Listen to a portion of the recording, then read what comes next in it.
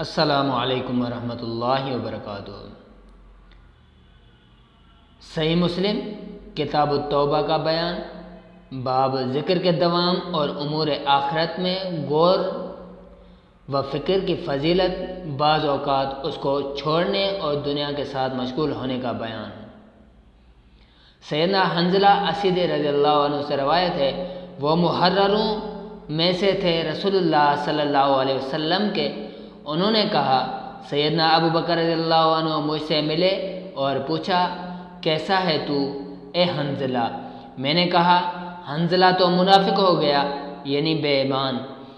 سیدنا ابو بکر رضی اللہ عنہ نے کہا، سبحان اللہ، تو کیا کہتا ہے؟ میں نے کہا، ہم رسول اللہ صلی اللہ علیہ وسلم کے پاس ہوتے ہیں تو آپ صلی اللہ علیہ وسلم ہم کو یاد دلاتے ہیں دوزخ اور جنت کی، گویا دونوں ہماری آنکھ کے سامنے ہیں۔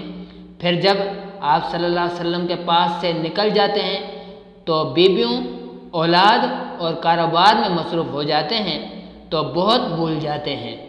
سیدنا ابو بکر رضی اللہ عنہ نے کہا، اللہ کی قسم ہمارا بھی یہی حال ہے۔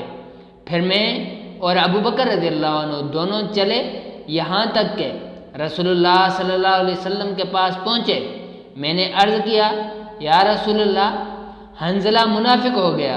آپ صلی اللہ علیہ وسلم نے فرمایا، تیرا کیا مطلب ہے؟ میں نے عرض کیا، یا رسول اللہ، ہم آپ کے پاس ہوتے ہیں تو آپ ہم کو یاد دلاتے ہیں دوزخ اور جنت کی، گویا دونوں ہماری آنکھ کے سامنے ہیں۔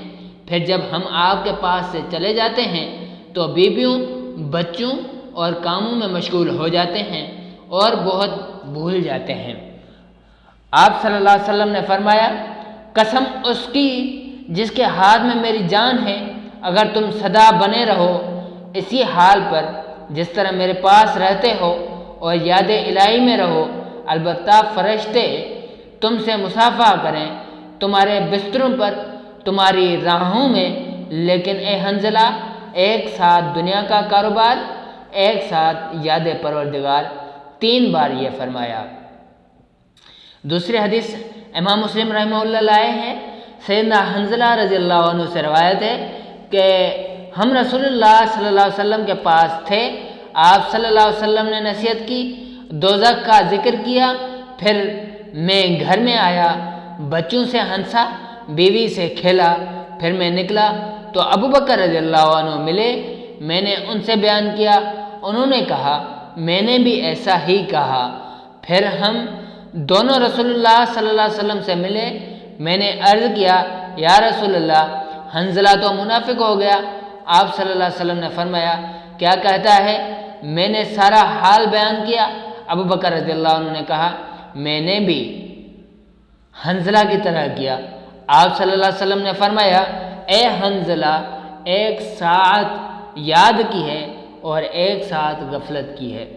اگر تمہارے دل اس طرح رہیں جیسے واز کے وقت ہوتے ہیں تو فرشتے تم سے مصافحہ کریں، یہاں تک کہ راستوں میں تم کو سلام کریں۔